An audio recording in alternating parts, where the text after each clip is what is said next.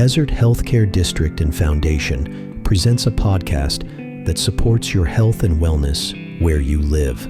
This is Healthy Desert, Healthy You, hosted by Will Dean. Now, here's Will. Hello friends, welcome to another episode of Healthy Desert, Healthy You. Today my guest is Dr. Jill Hingston, who is a health psychologist and licensed marriage and family therapist, serving as Chief Behavioral Health Officer at the LGBTQ Community Center of the Desert. Dr. Hingston is passionate about providing affirming, trauma-informed care to LGBTQ plus individuals and their families, and has led the center's behavioral health clinic for more than 12 years. I am particularly excited that Dr. Hingston is here because she is also going to be participating in the third annual Healthy Desert, Healthy You Summit on September 10, 2026. Actually participating on a panel that's titled Early Intervention Matters, Advancing Youth Mental Health Through Prevention and Community-Based Supports. Welcome. Thank you, Will. I'm so excited you're here. Same. And just to correct one thing, I've worked in the clinic for 12 years. I've led the department since 2019. Okay. So 7 years. That's still significant. I had to get my feet warm first. Achievement, absolutely. Yeah. So I'm wondering, since you've been there heading up the department since 2019, serving the LGBTQ plus community, how has the clientele changed during that time? So when I first started in early, I believe it was 2013, we mostly saw, because we had started as a senior center, we saw older folks, typically 60 years plus. And through the years, we've intentionally wanted to bring in more people and make everybody feel welcome. Now we're seeing much more, while we still see the older demographic, the majority of our clients, we have many more 20-year-olds, 30s, 40s, 50s. We see a lot of couples. We do see kids also. I think the youngest one in our clinic recently was 8 years old. Oh, wow. So, that's quite a diverse range of ages. So I imagine the issues change as well. So what are the more frequent issues that you're seeing? For younger folks, typically it tends to be gender identity, gender-expansiveness, and that comes along a lot with the parental use of our clinic too, because families just want to be able to be on the same page and parents want to know they're supporting their kids. We've seen a big influx of women also, lesbians and bisexual women coming to the clinic. I think for a very long time, nobody knew we existed. And so now that the word is getting out, we always have a wait list. Thankfully, it's not typically that long. People don't have to wait too long. But we are always constantly answering that phone. Oh, wow. So what is the size of your team at the clinic? So we're a clinical training site, and what we do is we take students and newer therapists who are working on their hours for licensure and teach them how to work in our community in an affirmative and competent way. Because as we all know, historically, our community has been very hurt by psychologists and medical providers. And so what we are able to do, I think the last time I counted, it was 55. We're able to put new therapists, once they get licensed, into the world at large who know that what they're doing with us. Right. Yeah. Oh, wow. You said something that really, it stayed with me. You talked about how parents are coming to the clinic because they want to know how to support their children who are exploring issues of gender expansiveness, primarily. That's very different from, I guess, when I was growing up, when a lot of parents wanted to correct, or they would go see someone to correct the child's, whatever and they even were going in through.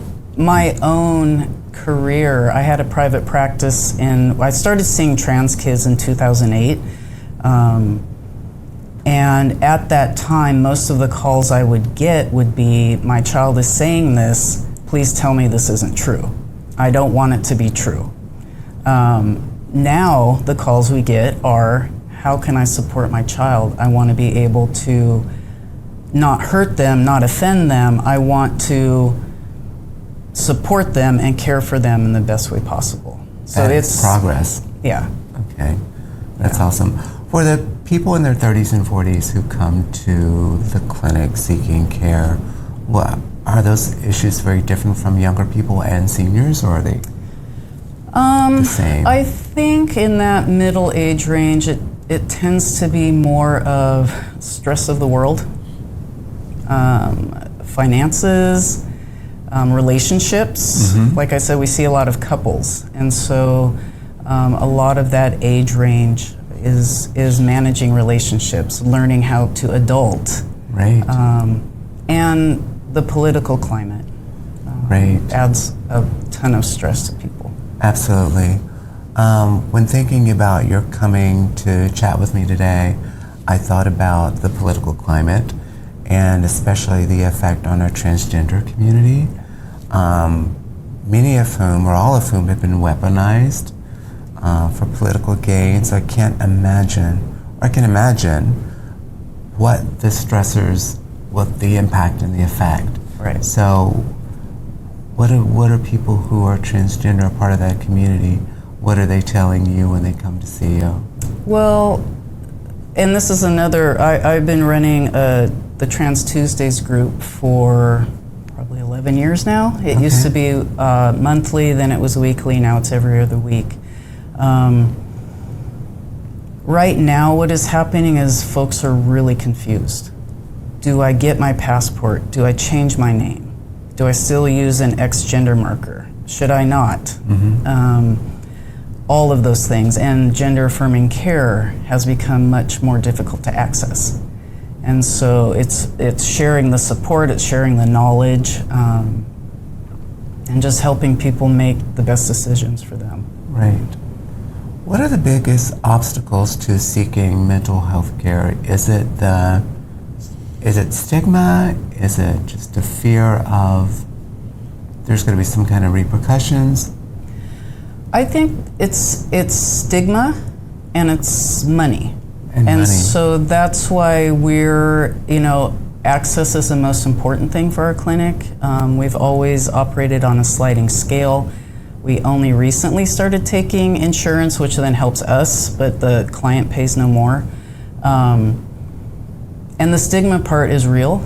We recently hired, in the last year, a couple of Spanish-speaking therapists. And we have a site in Coachella, and we're trying to get the word out that we are there with Spanish-speaking therapists for the queer folks out in the East Valley.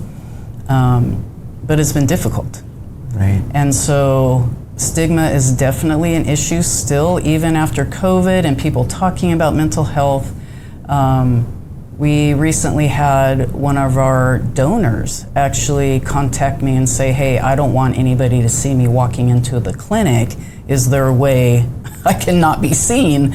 And it's hard to convince people that actually we all think it's a great idea that everybody have a therapist right now, because the world is really hard, right. But there's still such shame, like there's something wrong with me if I need to talk to somebody, and that's just not at all where we're coming from. Right, and it is different for different cultures as well, because I know for the African American community, and it has improved, I'll put that out there, but for a very long time it was, we don't do that. Yes. We talk about things among ourselves. Exactly. We don't seek help from professionals, but that has changed. Yeah. So that's good news. It is changing slowly but surely. Right. Yeah. And one of the things that we do also, I think that is different, that attracts people, is that because we are at the LGBTQ Community Center of the Desert, our target audience, obviously, are queer folks. And we do therapy through an affirmative lens and with a minority stress model in the background, because if you think about how we all had to grow up, the world was not affirming for us, not accepting, actually didn't want us, still don't in a lot of places. And so it's about helping people understand well, I have these responses to things, or I feel emotional about these things, or I react in a certain way because, like I use this example about myself. Growing up, all my siblings could get married, but I knew I would never get married. And so what does that do to me? I feel less than, I feel not equal to, all of those things that it brings. Right. And so what does that do if I have to always know who's behind me when I hold my partner's hand? And so the psychology of that and how queer people grow up, we have more drug and alcohol use in our community, and that's part of the reason. Right. Because that's, we self-medicate to push down those emotions. So is behavioral health or this substance abuse part of that also part of the clinic and the services and programs you offer, or no? We don't do a whole lot of that. Okay. We will help people stay sober, Okay. and actually work on the issues for why they drink and use drugs. But because there's so many programs in the area and rehabs and recovery groups, that's not what our main focus is. But we do have a smart recovery group in the clinic, and the center holds a ton of peer-led 12-step groups. Oh, wow. How many people are you seeing per week? Because you do serve residents from across the Coachella Valley, and you mentioned the site in Coachella. How many people would you say? We see, so in the month of June, the clinic saw 140. And then when you add the participants in our 10 support groups, that goes up to over 200. That is a lot of people. Yeah. Wow. And we see people virtually. Licensure laws are that we can see anybody as long as they're in the state of California. So we do have clients in San Jose, San Francisco, San Diego. Right. So I mentioned at the top of the episode that you're going to be part of the summit. Yes. September 10th, and I'm very excited about that. And the panel that you're going to participate on mentions early prevention.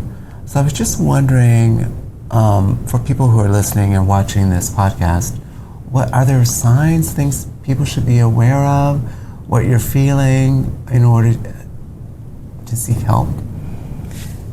Yeah, I think if what you're experiencing and any emotions you might be struggling with, especially if it's impacting other parts of your life, like, it's so helpful sometimes just to say things out loud and even understand, why am I like this? Why am I doing this right now? Why is this person impacting me in this way? Because again, the world is so hard right now to relieve any of that stress and just have that space. Because who listens to us for 50 minutes? Who does? Uninterrupted, without judgment? Nobody. Not our partners, nobody. Right. And so... Your pet, maybe. Yes, but she also can walk away really easily. But that's our work, is to be there and be present with people, and help them and witness their struggles and help them move through that. Right. Just the fact that you are saying the world is hard right now, I don't have a lot of people even saying that. Yeah. I mean, they're grappling with it, struggling with it, but nobody's that I know is really saying it. It's a defense mechanism, denial. Right. If you don't say it, it's not true. Yeah. But it's still very much true. Yeah, it's true. Yeah, absolutely. So I know also that as part of the summit and part of what the center does, it's very much about community-oriented. The panel discussion talks about community-based support. How do you integrate that into what you do at the clinic? So one of the, I think a really effective form of therapy is group therapy. We've had a bereavement going for probably 9 or 10 years. And that is especially one group where people make connections that they last, they continue. We had a bereavement group maybe 6 or 7 years ago. The folks are still meeting monthly for lunch. Wow. Because if you can imagine, in that space, people are very vulnerable. They've shared this horrible experience of losing somebody they love. And so just the connection that is made in those rooms is very powerful and can last a really long time. And then you feel part of a community. I mean, we get a lot of people who, I lost my partner of 30 years and we really don't have friends because I relied on my partner for everything. And so then they're able to find a space where they share this with somebody else or with a group of people. So that example about the partner who lost their partner reminds me that isolation is a huge issue for us, especially our older residents in the LGBTQ plus community. So do you see that a lot at the clinic? All the time. All the time. I moved here to Palm Springs. I thought it was going to be different. And they isolate. And it's fascinating because I think, especially on top of COVID, we understand that older people isolate because, much of our community, we don't have children. We may or may not have partners and friends. We move here to this retirement town, and it isn't what we thought. But also other demographics are very isolated. If you think about younger people on their phones, they think they're connected on some level or feel that way, but they really aren't, and it is frightening. Right. Just the amount of loneliness and isolation. And we do ask that question about loneliness and isolation on intake, and then when people are done with their therapy, we ask it again, and inevitably, it's gotten better. Wow. Yeah, because they feel connected. If not to just the clinic, we have the whole other part of the center that we refer people to. Right. So I read this piece recently in the New York Times, an opinion piece, so with a grain of salt, well, basically saying that all of us in general are much more aware of behavioral health and mental health issues in ourselves, and that's basically a good thing, of course. But there's also the argument that people are no longer allow themselves to have a normal level of anxiety. They automatically think this is a very serious issue that they have to deal with. What do you think of that? I think don't diagnose yourself off of TikTok. We see this a lot. Part of that. Yes. I think depression and anxiety, it goes with life. Every single person experiences that. And actually anxiety can be really beneficial, as can depression, to motivate us to do something different. But I think that the toleration of emotions is, people are afraid of that.